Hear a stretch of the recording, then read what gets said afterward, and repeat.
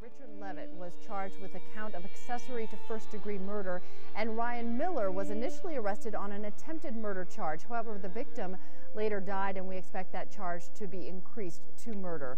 Miller is accused of shooting 27-year-old Andrea Roan in her car last Friday. She crashed that car into the back of a garage in an alley between Elizabeth and Clayton Streets in the Congress Park neighborhood. She died later at the hospital. Police say Miller was involved in a domestic violence case with Roan.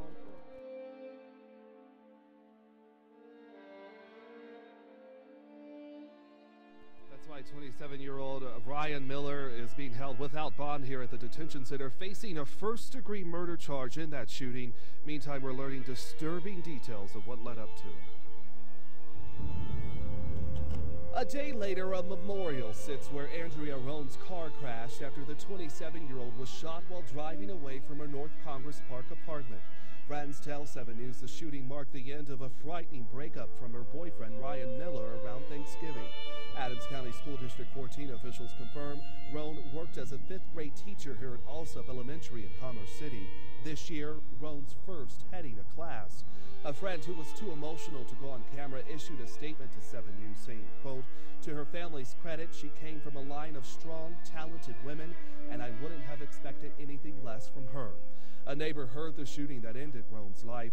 He looked out his window and saw what he described as being a heavily dressed man running from the scene with something. That man was Roan's ex. This silver Audi, which matches the description of the car witnesses say the gunman drove off in, was towed from a parking lot across from an apartment where 7 News discovered Ryan Miller is a resident. Friends say Roan took a temporary restraining order out against Miller last Monday after she says he assaulted her. And tonight, a friend tells me Roan was set to appear in court on that restraining order yesterday, the same day she was killed. Friends tell me she was ambitious and loved the outdoors. We're told a meeting for her students and their families at the school she worked at is planned for Monday afternoon. Live downtown, Don Champion, 7 News. All right, Don, and 7 News checked and found Miller has a violent history. Last year, he was arrested in Adams County on charges of kidnapping and sex assault.